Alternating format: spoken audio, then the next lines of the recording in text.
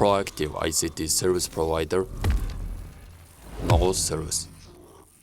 Миний хувьд болохоор Power Automate-ийн чиглэлээр буюу Power платформын хөгжүүлэлтийн чиглэлээр ажилладаг. За тэгээд өнөөдрийн сэдвийн өрөөнд болохоор Power Automate болтон яагаад хэрэгтэй вэ? Бүхэн ашиглах вэ? Нөөц боломж нь ямар боломжуудтай вэ гэдэг талаар ажиллаад за дэлгэрэнгүй мэдээлэл өгөхөөр бэлдсэн байгаа. За вебинарын хүрээнд бол өнөөдөр илүү нээлттэй тэгээд санаагаа ярилцаад явах төлөвлөгөөтэй байгаа. За эхний хэлхэнд Power Automate-ийн мэдээллийн талаар за өнөөдрийн агуулга нь дахиад хэлийтэй үнэлэн ойлголт. За ашигласнаар ямар нөөц боломж үүсгэн. За мөн автоматжуулалтын ямар жишээ хийж болох юм.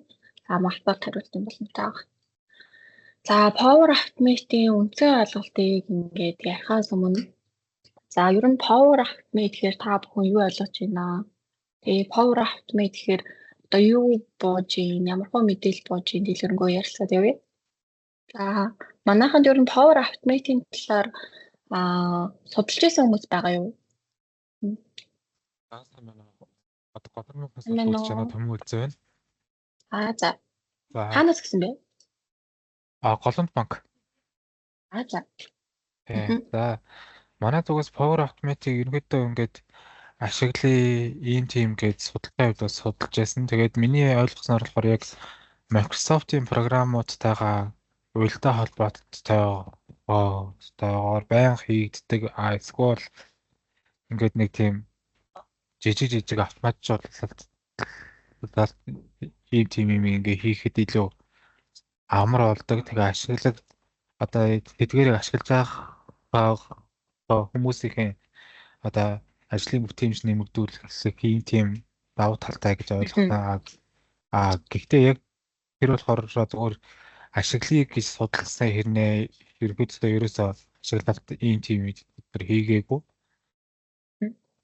Тэгээд нэг Teams дээр зүгээр нэг хальт нэг application зохиох гэж үзсэн болж тэгээд юу нь failed байсан байгаа. Тэгээ манай зүгээс бол нэг ийм л байна да. За өөр төмөөллийн ер нь үндсэн ойлголтууд зам байна гэж би бодож байна. За өөр манайханд ер нь Power Automate-ийн талаар ойлголтуудыг мэдж байгаа хүмүүс нэг юм. За окей. За тэгэхээр за ерөнхийдөө бол Power Automate-ийн талаар бол ерөнхийдөө саяны ярьсан төмөөллийн ярьснаар бол Power Automate гэдэг бол бидний Microsoft-ийн хэрэглээ буюу байгууллага болгон Microsoft-ийн үйлдвэрлэлийн систем, Outlook, Teams, Mail, SharePoint, Excel гэх мэт системүүдийг ашигладаг. Тэгэхээр эдгээр системүүдийн интеграц хийх буюу automation хийх tool нь өөрөө Power Automate байна. За тэгэхээр саяны яг ойлгосон ойлголтын дагуу за Power Automate-д бол бид нэр flow буюу урсгал, цикл, процесс гэж ойлгож байна. Альва үйлдэлүүдийн дарааллын дагуу автоматжуулалт хийний системүүдийг ашиглана. За тэгээ Power Automate маань эхлэх ямар нэгэн нөхцөлтэй байх ёстой. За trigger буюу action буюу ийм үйлдлийн дараалалд ордог байна. За connector буюу хоорондоо холбогдож integration хийж ажилладаг байна. За мөн template буюу бэлэн загварыг Power Automate-ийн бэлэн загварыг ашиглах боломжтой байна. За Power Automate-ийн хувьд болохоор бид нар flow-уудыг хэд хэдэн төрлөөр ангилдаг. За эхлээд бол automated flow буюу автоматар ажилладаг урсгал. За instant flow буюу гараар клик дарахад ажилладаг flow. Зөвхөн ашиглах flow-аа урсгалаа ашиглах үедээ дардаг гэсэн үг. За дараагийнх нь болохоор scheduled flow буюу одоо автоматар ажилладаг. Өглөө 6 цагт одоо хүмүүс рүү мэйл явуулдаг. Нэг бол оройны одоо 9 цагт тайлан репорт явуулдаг ч юм уу ажлын онцлогоос хамаарат гэсэн. За desktop flow буюу desktop хэлбэрээр ажилладаг буюу одоо лаптопоос серверүүдээс автоматар ингээд бидний гараар хийгддэг бүх үйлдэлүүдийг компьютер дээр хийгддэг бүх үйлдэлүүдийг компьютерыг өөрөөр нь хийлгэж болдог. За яагаад ингэж илүү нөгөө дэлгэрэнгүй яриад байгаа шалтгаан нь юу вэ гэхээр манай хүний гараар хийгддэг бүх зүйлийг ерөөсөө Power Automate-ээр хийж болно гэсэн. Та нар өдрөө алган компьютер дээр ямар зүйл хийдэг вэ? Бүгдийг Power Automate-ээр буюу давтамжид хийгддэг үйлдэлүүдийг бүгдийг хийж болно гэсэн. За дараа нь бүгдээрээ ямар одоо нөөц боломжийг энэ системийн хүрээнд буюу power automate-ийг ашигласнаар авах гээд байгаа юм бэ гэхээр нэгт давтамж хийгддэг үйлдэлүүдийг бид нэр системээр нь өөрөөр нь лаптопоос буюу курсороор нь өөрөөр нь хийлгээд ирэхээр бид нэр цаг хугацаа хэмжиж чадна. Өдөртдөө бид нар 8 цаг лаптопынхаа ард суудаг бол тэдгээрийн давтамжинд хэдэн үйлдэлт нь яг бид нар өдрө болгон давтамжид нэг үйлдэлээ хийдэг бол тий магадгүй санхүүгийн хүмүүс ялангуяа тий нэг яг санхүүгийн мэдээлэл нэг ингээ Excel рүү ингээ шийдэл copy paste хийгээс үг тий. Гэтэл яг тэрэнд санхүүгийн хүмүүс бол бүтэн тэгээд өөрлөө 6-7 цагийг тий яг үнд ингээ хуулаад тавих буюу энэ хүний тий мэдээлэл санхүүгийн мэдээллийг зөөж тавьдаг.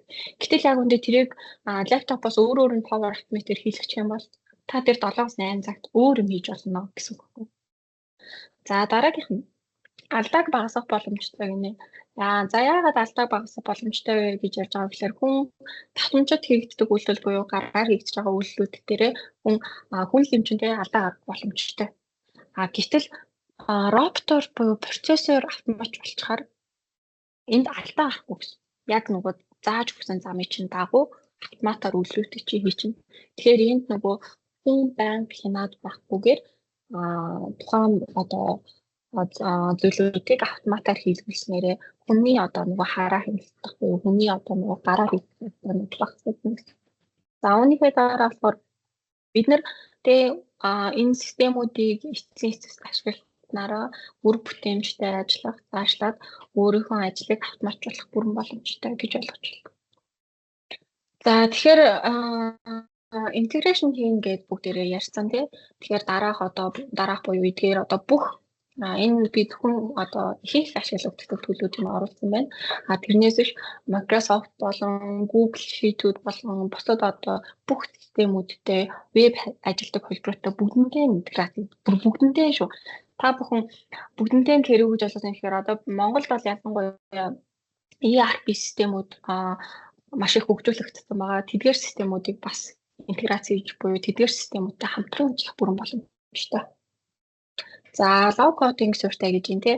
Тэгэхээр low coding survey гээд бид нэр одоо сүүлийн үед маш их ярьж байна. Low code гэдэг юу нь яг ямар кодыг хэлдэг вэ гэхээр та нар хөгжүүлэгч байх шаардлагагүй. Та нар тий developer мэрэгчлээ программист байх шаардлагагүй. Та нар зүгээр бэлэн систем дээр байгаа ийм бэлэн ухсарсан кодтай тэмдэгтүүдийг талбаруудыг өөртөө шууд автоматар ашиглаад яваа гэдэг боломжийг Microsoft-аас өгдөг гэсэн үг. За энийг бол low coding технологи буюу та нар ямар ч өгөгдөл буюу аналист девелоперийн мэдлэггүй байж болоо зүгээр бэлэн төлөвүүдийг ашиглаад системээ хөгжүүлээрэй гэдэг бэлэн кодтой талбаруудыг та нарт санал болгодог байгаа. За дараагийнх нь болохоор бид нар одоо өнөөдрийн бүр ингээд хамгийн их яригдчихж байгаа өнөө үеийн цаг үеийн сэдэв байгаа. Тэгэхээр эндээс хараад шууд ойлгомжтой харагдаж байгаа гэж найдаж байна. За ер нь бол AI гэдэг ойлголт гэсэн үг. За өнөөдөр яагаад хүн болгон AI-ийг яриад байгаа вэ? За AI биднэрт ямар үр өгөөж өгөх гээд байгаа вэ? Гэдэгт хүн болгон өнөөдөр ярьж байна тий. Тэгэхээр бид нэр процесс автоматжуулалт болон power automate-ийг сурснараа AI-ийн үндсэн суурийн мэдлэгийг тавих боломж бүрдэж байна гэсэн үг. Power automate-ийг сурснараа AI tool буюу AI builder Microsoft-аас болохоор AI tool дээр суурилсан AI builder гэдэг tool гаргасан байна. Тэгэхээр эдгээр AI builder tool-уудыг ашиглан бид нэр power automate-ийн ойлголтыг мэдснээрээ AI builder-тэй холбогдож ажиллах буюу бусад одоо AI tool-ээр ашиглах интеграцийг бүрэн хийх боломж бүрдэж байна гэсэн үг. За тэгэхээр би шууд одоо жишээ рүү оръё. За миний дэлгэц харагдаж байгаа. За бүгд Office.com гээд линкээр өөрсдийнхөө одоо линкээ сурсараа бичиж болно гэсэн үг. За хэм бол биднээс яадаг вэ гэхээр Office.com руу орсон даруйд одоо байгууллагын түвшинд стандарт эрэхтэй бүх хүнд Power Automate, Power Apps. За Power-ийн бүх платформуд идэвхтэй байдаг. Энэ өөрөөр хэлбэл танд Power автоматжуулалтыг бүрэн хийх боломжтой бүх ингээд төлөвлөгч үнэгүй өгсөн гэсэн үг. Өөрөөр хэлбэл одоо үнэгүй өгчөд байгаа одоо бидний өдөр тутмын төлөвлөд дээр нэмэлтээр энэ бүх төлөвүүдийг та бүхэнд үнэгүй өгсөн байгаа. Магадгүй энэ лицензийг нэвтгчүүлэг байж магадгүй. Энэ лиценз нь өөрөө та бүхний стандарт лицензтэй хамт явдаг лиценз байдаг. Тэгэхээр та бүхэн байгууллагынхаа админд хэлээд энэ лицензээ нэмүүлэх бүрэн эрхтэй хүмүүс шүү. Та нарт энэ эрх нь системээс олгогддог шүү. Microsoft-оос үнэгүй өгдөг шүү. Тэгэхээр идэвхжүүлж бас ашиглаарай гэж хүсье. За тэгэхээр өнөөдрийн яриад байгаа Power Automate-ийн жишээг өнөөдөр хийж үзье.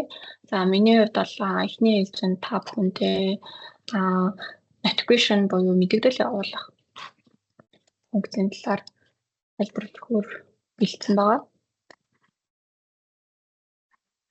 За Power Automate руу орох юм бол та бүхэн яг надтай адилхан яг Power Automate-ийн үндсэн энэ төлөвүүд нь харагдана. AI prompt буюу connection холболтууд, AI төлөв дээр яаж одоо Power Automate-ийг хэрэглэж болох юм гэдэг бүх мэдээллүүдийг бас хэлэнгүү судалж болно. За MyPlows буюу Plow-ыг эхлүүлэхдээ Greet гэдэг өөрийнхөө шинээр үүсгэх Plow дээр Plow-а эхлүүлнэ.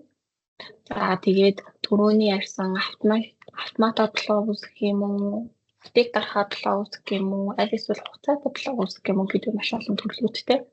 За үүнээс бол бүгдээрээ автомат Plow-ыг сонгоё. Автоматаар урсгал ажиллана гэсэн үг. За энэ урсгалаар за өнөөдөр notification холбоотой юм шиг notification гэдэг. За нэрээ өгнөсдөг. За энэ notification нь болохоор дараах нөгөө trigger гэж нэрлсэн те түрүүн би эхлэхдээ өөрөөр хэлбэл trigger буюу эхлэх нөхцөлийг харуулж өгстэй. За энэ дээр бүгдээрээ integration гэдэг төлөвлөлтөд ашиглахын тулд тухайн одоо SharePoint-тай холбоотой мэдээлэл орох болгонд автоматар цаашаа мэдээлэл явуулна гэж үзье. Тэгвэл энэ дээр бид нэр SharePoint created буюу SharePoint гэхээр бас хүмүүс ойлгохгүй байгаа тийм. SharePoint гэхээр зүгээр Excel-тэй адилхан мэдээлэл оруулах database гэж ойлгож байгаа. Онлайнд ажилладаг database шүү. За тэгэхээр энэ дээр мэдээлэл оруулах болгоно цаашаа автоматар notification үүснэ гэж хугацаагаа хэлүүлчихье. Тэгээд үүн дээрээ low coding технологи гэдэг нь энийг ярьж байгаа гэсэн. Өөрөөр хэлбэл ийм блок автоматар үүссэн. Гэтэл энэ блок кодн дээр бүгдээрээ дарахаар энэ low coding буюу ийм өгөгдөл танаа холбогдсон ийм автомат кодчлалтай бэлэн бүгд биднэрт өгж байгаа. За эндээс бид нэр SharePoint буюу дотоод сайт ашигладаг өөрийнхөө сайтуудыг сонгочдог гэсэн. За эндээс SharePoint-тэй хэрхэн интеграц хийхийг тайлбарлахын тулд SharePoint дээр шинээр бүгдээрээ нэг сайт үүсгээд холбож үзье.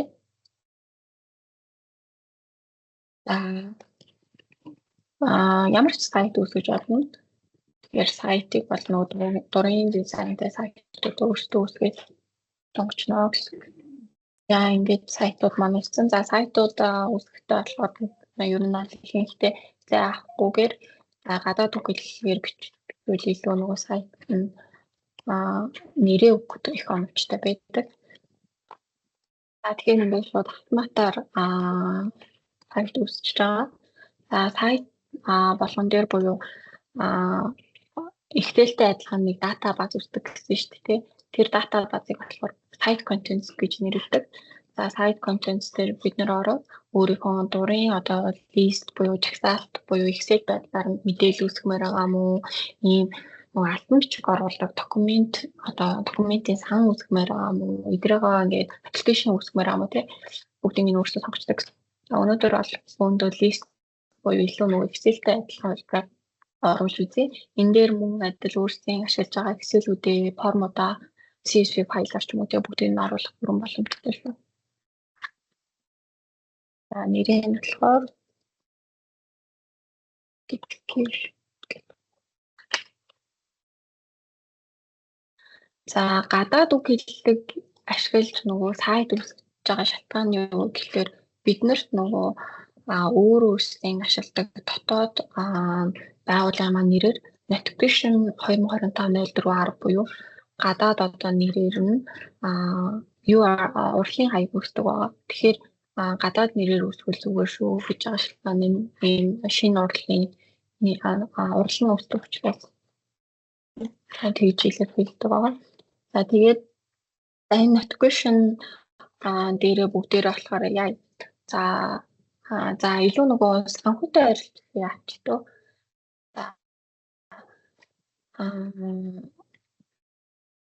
За бүгдээрээ одоо өглөө болгон одоо хүмүүс рүү ажилч руу мэдээлэл явуулдаг бай гэж бодъё. За person буюу одоо байгууллагын одоо хүмүүсийн person гэсэн чинь. За энийг болохоор ажилчдын одоо мэйл гэж нэрлэж байна. Нэг шууд мэйл хайцсан. Тэгээд personal group буюу одоо хүмүүсээ сонгоно гэх төрөлтэй. Яа хүмүүсийн мэйлийг бичнэ. За тухайн хүнийх нь одоо title дээр бүгдээр болохоор тухайн хүнийхээ мэдээлэл нэрийг бичиж өгч болно. За мөн текстэн төрлөөр буюу текстийн хэлбэрээр бүгдээрээ тухайн хүнийхээ одоо ажлынх нь одоо мэргэжил ямар ажил гэдгийг оруулах тий.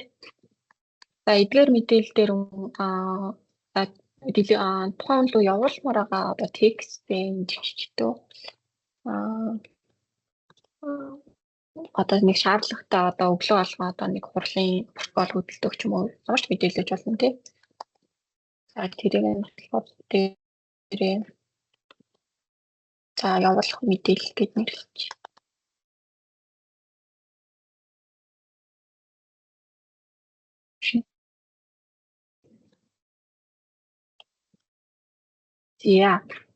За тэгэхээр ер нь бол та бүхэн өөрсдийнхөө ажилд орлоод ямар ч мэдээллийг иймэрхүү талбаруудыг үүсгэж болно. За одоо энэ үүсгэсэн талбараа нөгөө Power Automate дээр хэрхэн интеграц хийж оруулах вэ? За эхлээд мэдрээн оруулсан сайтын маань нэр болохоор notification гэдэг сайт байгаа тийм. Тэгэхээр одоохондоо орж ирээгүй. Мэдээж хэрэг саяхан үүссэн учраас тодорхой хугацааны дараа мэдээлэлд нь орж ирнэ.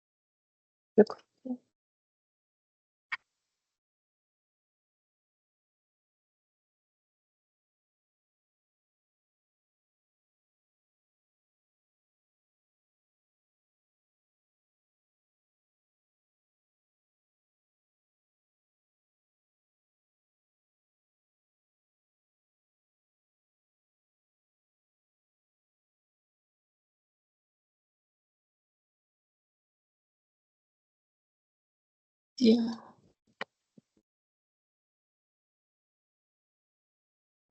жоохон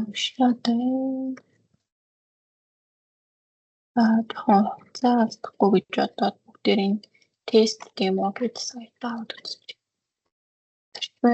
SharePoint-ийн линк орлоо аваад ирчихвол юм тийм. Шаардлагатай. Тэгэхээр энэ дээр байгаа бэлэн data list Jira data list гэж энэ. За нэг өгсөн саяныхтай адилхан notification одоо листээ сонгоод өгчдөг. За ингээд энэ хадгалтан дээр бол одоогоор ямар ч алдаа гараагүй. Тэгэхээр тухайн сайтынхаа нэрийг тухайн журфайлтынхаа нэртэй хадгалаад өгч байгаа. За одоо бүгдээрээ notification авах гэдэг байгаа шүү дээ хүмүүс рүүгээ. Тэр notification төлөө байж үзье. Тийм хэлмэтэй. Send email буюу mail явуулах. Outlook mail-ийн бэлэн пунктууд гарч иж байгаа гэсэн үг. За тэгээд эндээс гарах юм бол бид нэр материалд мэдээлэл авч ирэх болгонд mail материал явуулнаа гэдэг төлөвийг сонгоно. Яа, шууд mail явуулчихъя.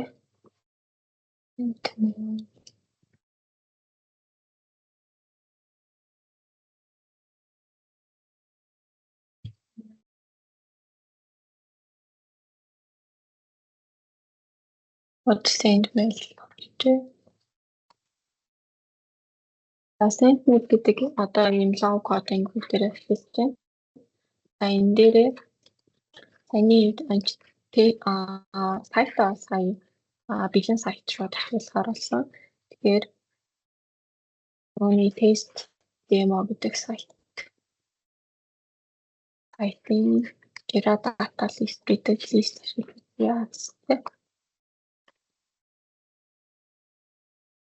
Энэ бол энэ пэйж дугаартай хүмүүсээ одоо гэрээний талаарх мэдээлэл ч юм уу гэх мэт мэдээлэл явуулдаг одоо жишээ сайт байна.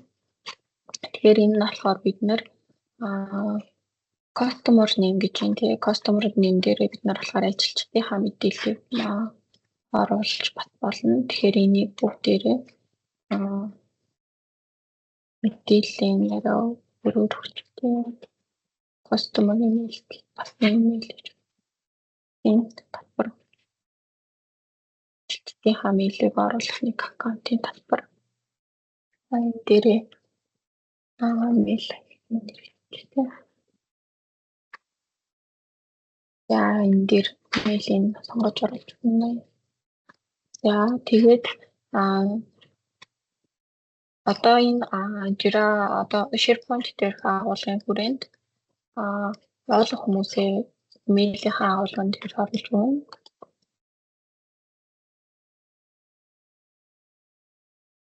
Энэ нь бол хэрэглэгчийн нэр байж болно. Тэгэхээр дотоод бүх хүмүүс чинь гарч ирнэ гэсэн. За нэмэлтээр ямар ч хүмүүс хийж болно. Тэгээд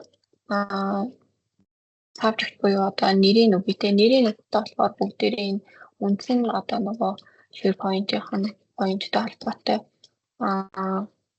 summary буюу агуулгын мэдээллийг явуулдаг бай гэж үзье. Тухайн одоо ямар ажил ямар task гэсэн тий энэ summary-г нь оруулаад өгч. Яа.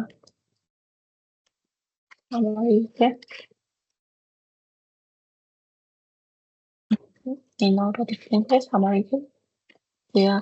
Body journal-аар бүгдээрээ тухайн мэйлийнхээ агуулгын талаар бичэн тэгэхээр ер нь ямар ч мэдээлэл явуулсан ID дугаараар бид нэр ямар ID дугаартай дахин татчихгүй дугаар гэдэг учраас ID дугаарынхаа нэр нь за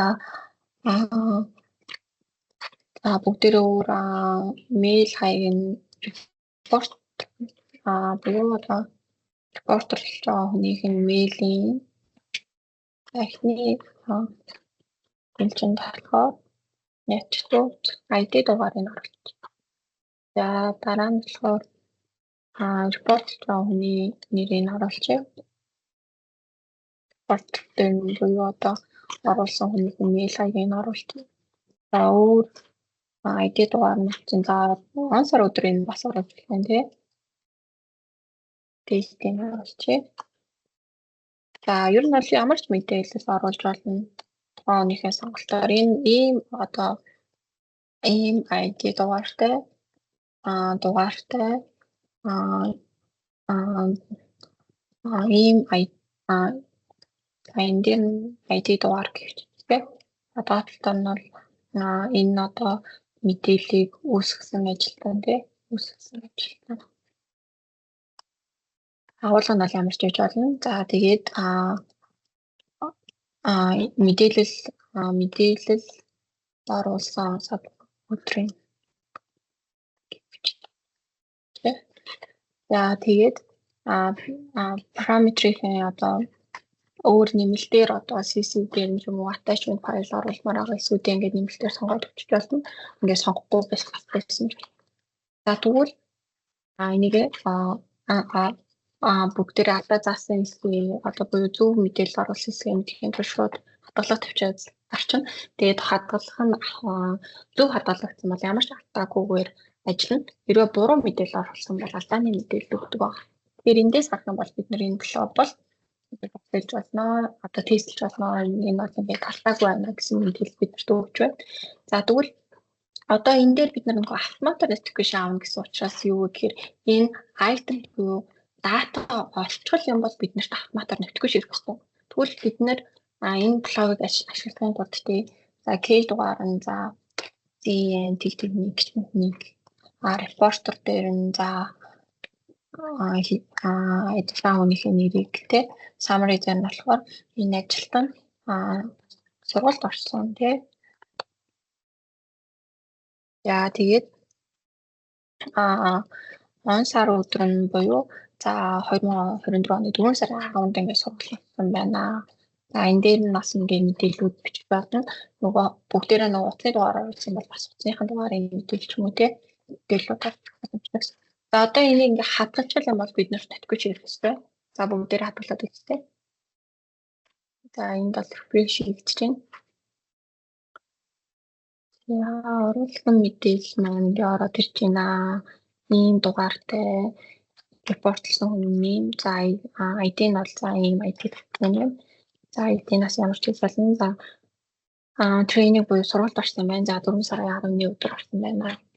Тэгвэл бидний энэ автоматар ажилласан тий. За бүгдээрээ энэ автомат план маань ажиллах шалтгаан. За саяны үүсгэсэн план болохоор my blog буюу миний блог дотор орсон байгаа.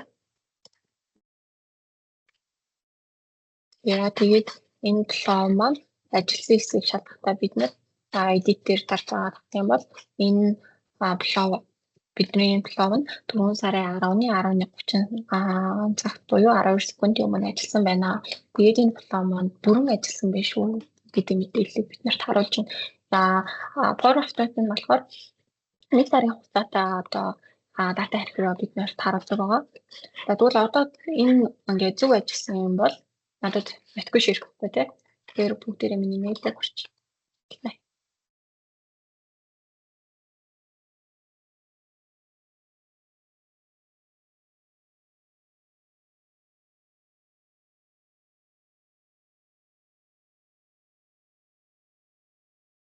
За мэйлийнхээ агуулганд болохоор training буюу тий ийм одоо ID дугаартай одоо ийм одоо job title-тай за буюу өөрөөр хэлбэл 100 ийм ID дугаартай мэдээлэл биднэрт өнөөдрийн буюу 4 сарын 10-нд мэдээлэл оруулсан мэйл маань автоматар ирсэн байна тий. За ер нь бол ингэж ажилладаг гэсэн системийн хувьд энэ дэлгэрэнгүй бид нэр илүү зэгцтэй мэдээлэл авах зорилгоор тухайн мэдээллийг бид нэр яаж байдлаар өөрчилж болно. Тэ. Яа та бүхэнд үүнээс ер нь өнөөдөр яг сэдвийн хүрээнд гол агуулгуудаар ярьлаа. Үүнээс асуух зүйл байсан уу?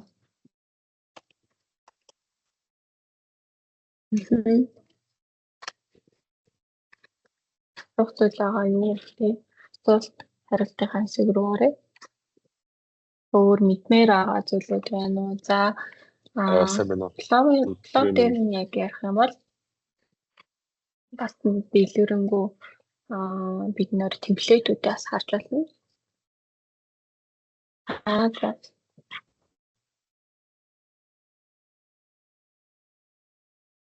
За. Хэмээх майка нэгэ Миний яриа сонсогдож байна. яриа сонсогдтээ. Хаа тийм. Би яриаг За одоо хийж байна. одоо болсон байна. Өдрийн мэнд хаалтайхаас сургалтанд сууж байгаа. Энэ нөгөө Power Automate desktop байдаг шүү дээ. Энэ дээр болохоор зөвхөн нөгөө cloud дээр л юу upload үүсгэж байгаа гэж ойлгож байгаа шүү дээ. Cloud дээр upload үүсгэж байгаа гэж. Одоо нөгөө desktop гэдэг тусдаа компьютер дээр байгаа програмуудаа нөгөө ERP ч юм уу хоорондын холбогдол гэдэг шүү дээ. ERP-гаас Excel рүү нөгөө дата хуулах ч юм уу. Энэ дээр нөгөө яг ERP-ийн нэг багнан дээр байгаа юунуудыг утгуудыг Excel рүү нөгөө автоматар хуулах тийм desktop flow хийхэд ер нь боломжтой юу? Тийм боломж нь үүд юм лээ. Боломжтой. За. Миний дэлгэц харагдаж байгаа бах. Энэ бол Power Automate-ийн desktop filter байгаа. За яг өнөөдрийн сэдвийн хүрээнд бол бид нэр cloud-ын талаар илүү дэлгэрэнгүй ярьсан. За би нэмэлт цаг байгаа учраас те desktop filter-ын талаар яриад үгүй. Desktop filter нь болохоор яадаг вэ гэхээр өөрөөр хэлбэл Excel дээр байгаа датануудыг болон өөрийн чинь лаптоп дээр ямар л мэдээлэл вэ бүгдийг оруулж харах боломжтой. За энэ тестийн desktop руу нөрөж чиглээ бүгдээрээ.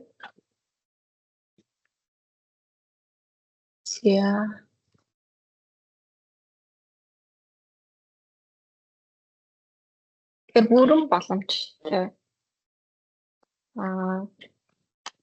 Лаптопоос одоо вебээр хандаад ороод тий одоо ийм мэдээллийг Excel-ийн дата руу хуул, эсвэл Excel дээр байгаа бүх датаг team хүмүүс рүү мэйлээр явуул. Бүх одоо урсгалууд боломжтой. За эндээс бүгдээрээ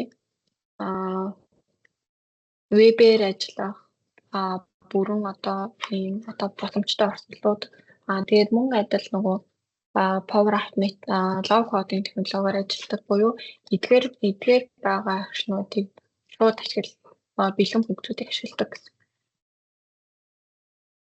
Тэгэхээр бүрэн одоо ашиглах боломжтой гэж ойлгож байна. За яг нэмэлтээр би энэ өөрийн хийсэн Power Automate дээр буюу desktop filter дээр хийсэн одоо миний ухсарсан энэ юу одоо миний гарын дээр тэгээ миний одоо курсоор өөрөө ажиллаж байна. Тэ миний нэрийг бичиж гин, миний пассвордыг бичиж гин. Тэгээ та бүхэн харах юм бол миний өмнөөс ажиллаж гин. Тэгээ би гараа харж гин. Тэгээ миний өмнөөс та бүхэнд тэ одоо Canon-ы талаар фотосистем рүү орж үзүүлж гин тэ. За тэгэхээр би та бүхнийг ойлгож байгаа гэж бодож байна. Өөрөөр хэлбэл AI search-тэй бүрэн одоо Power Automate desktop filter-ыг бол бид нэр ашиглах бүрэн боломжтой. За тэгээ Power Automate desktop filter-ыг хүмүүс юу гэж хэлдэг вэ гэхээр robotic process automation гэж нэрлэдэг.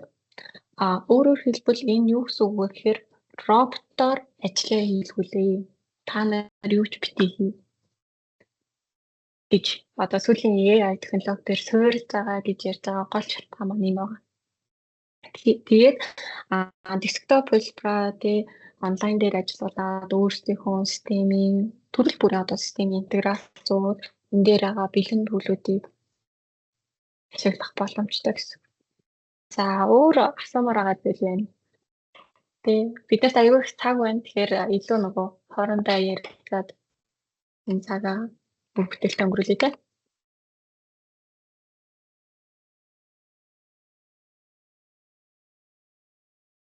Сайн байна уу? Юм асуух гэсэн байна. Excel дээр нэг жишээ үзүүлэх боломж байна хордон. Excel. Ихтэн фото зориулаад. За. Та бүхэн тэгэхээр аюу азтай байна. Юуны төрөнд Энэ сургалтыг Microsoft-оос ингэж дэлгэрэнгүй ордоггүй. Тэгэхээр энэ вебинарын хүрээнд маш тийм үр бүтээлтэй болж байна гэж харж байна. За хэлбэл дээр за жишээ байдлаар ерөнхийд нь харуулъя. Бүрэн шууд одоо ажиллуулалт зурхад бол яг мэдээж хэрэг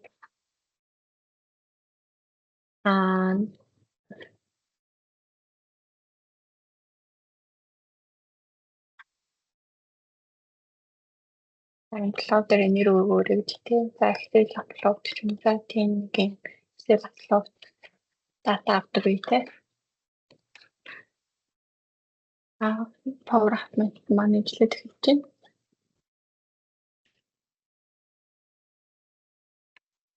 Буюу desktop хэлбэр гэсэн. За энэ desktop хэлбэрийн ажиллуулганд бол бас тусдаа лиценз авах шаардлагатай. Интеграшн хийгээд бол доотлон Power Automate Premium за сарын $10 орчим байдаг. Гэтэ яг үндсэн үний $10 орчим байдаг. Яг үндсэн үний нь бол тийм нэг сайн мэдгүй байна. Манай борлуулалтын ажилчид мэдгүй. За тэгэхээр за бүгдээрээ Excel-с дата авна тий. Яа. Excel-ийг ингэж бас олно. Вебээр ажилладаг Excel гэж жоохон хөндрүүлчихье. Вебээр ажилладаг Excel байна. Яа. За тэгээд юм шинэ draft Excel өгөх тий.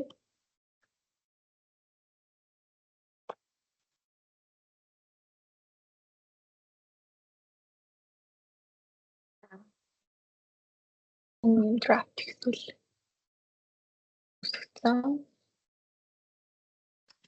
Энд нэг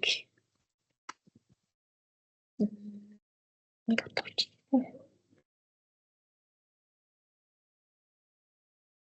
Энэ ч юм уу тийм.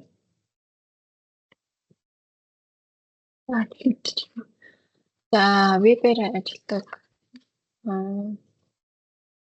мэдээлэлээ бид нэр десктопоос болно тийм. За эндээс ажиллуулгын тулд бид нэр Microsoft-ийн одоо нэг веб ажилладаг десктопыг болчихсон. Яа эндээс browser. За их гэрээ чамчиждаг. За өөрөөр хэлбэл энэ яадаг функц болохоор шинэ дэлгэц үүсгэхэд ажилладаг функц юм байна. Бид нар нөгөө веб суурьтай Excel-ээс гэсэн. Тэгээ веб биш нөгөө десктопын Excel-ээс оруулж болно шүү. За тэгээд за энэ бол ингээд шинэ юм одоо веб дарнаа. Тэгээд URL буюу одоо урлагийнхаа аяыг оруулаа гэж тий. Саяныхаа буюу энэ Excel-ийн урлагийг өгчээ. За тэгээд window харагдах байдалд яаж харагдах юм бэ гэж тий. Хамгийн томор нь харуулж тий. За минимумаар нь харуулж тий. Давхар ширээ гэж юм чаа. За local computer буюу за энэ компьютероос орно. За өөр advanced төлөвлөлт сонгож болдог байна тий. За хадгалчаа. За URL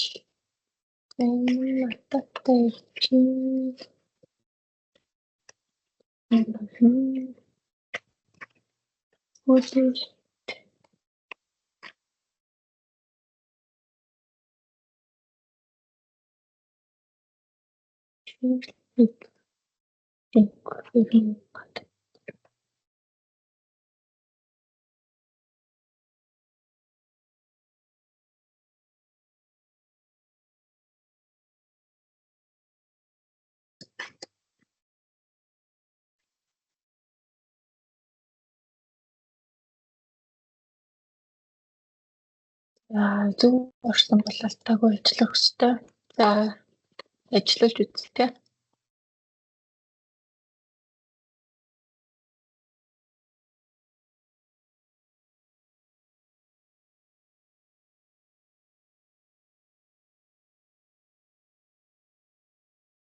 За гарч ирж байна да. Эний өөрөө маань линк гарч ирж байна. За тэгвэл энэ дээр бүгдээрээ пункт бичиж үзье.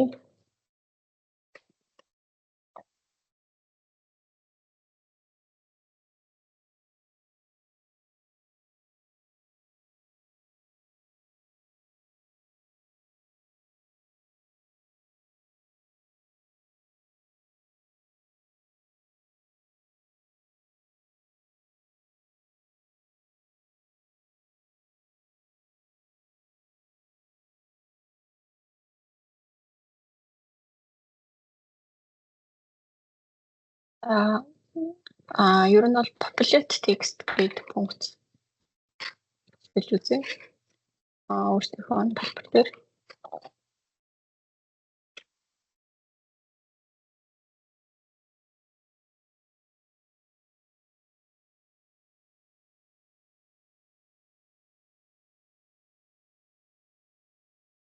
за тэгэхээр вебээр хандж байгаа учраас веб сервертэй пункт ашиглая. За энэ дээр тухайн браузер буюу орж байгаа браузерын функцийг ашиглана. За add UI element буюу одоо курсорын очих элементийг зааж өгөөрэй гэсэн. Бид нарт энэ элементээ оруулах гэж байна. Тэгэхээр элементээ оруулалтыг элементээ оруулахын тулд control click дарж иж тухайн элементийг болж авнаа гэж тий. За тэгэхээр control буюу ижигцэг гэдэг талбарыг авъя. За систем нэмж. За тэгэхээр элементийг авсан байна тий. За тэгээд тэр элемент дээр болохоор бид нэг пункт гэж үзье. Тэгэхээр энэ текст утга авдаг пункт гэж үзье тий. Текст утга авдаг буюу output input утга авдаг функцийн функц болохоор input output-ээр оруулдаг. Тэгэхээр энд зааж байгаа output учраас текст нөхөлтэй байна. Тэгээд name-ийг оруулна. Гэт оруулна. Бид new output гэдэг юм output ийм нэртэй output үүссэн байна. Тэгээ үүн дээрээ бид нэр эндээс авсан утгаа бид нэр new output гэдэг утгаан дээр бид нэр энэ миний ижилцэг гэдэг нэрийг биш нь оруулъя те. За болчих. Тэгээд ажиллаад үзье.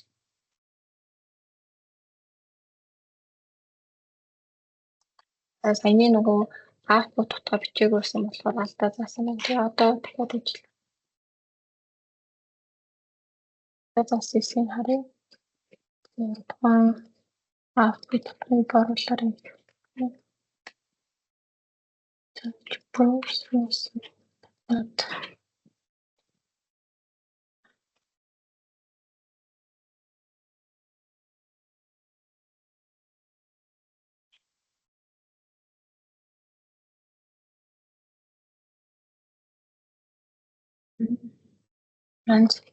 Тэгэхээр бид нөгөө output руу оруулах шаардлагагүй функц юм байна л да. Бид нэр оронд нь output дэх нэрээ талбарт нь бичиж өгч болно. Ер нь бол тиймэрхүү бид нарт бас нөгөө зарчмын хувьд бол ер нь яг адилхан ингэж ажилладаг. Тэгээ энэ дээр нөгөө тодорхой хэмжээний алдаа заадаг болохоор бас шууд тайлбарлагдав. Төгтэй байна тий. Системийн хувьд бол ингэж ажиллана.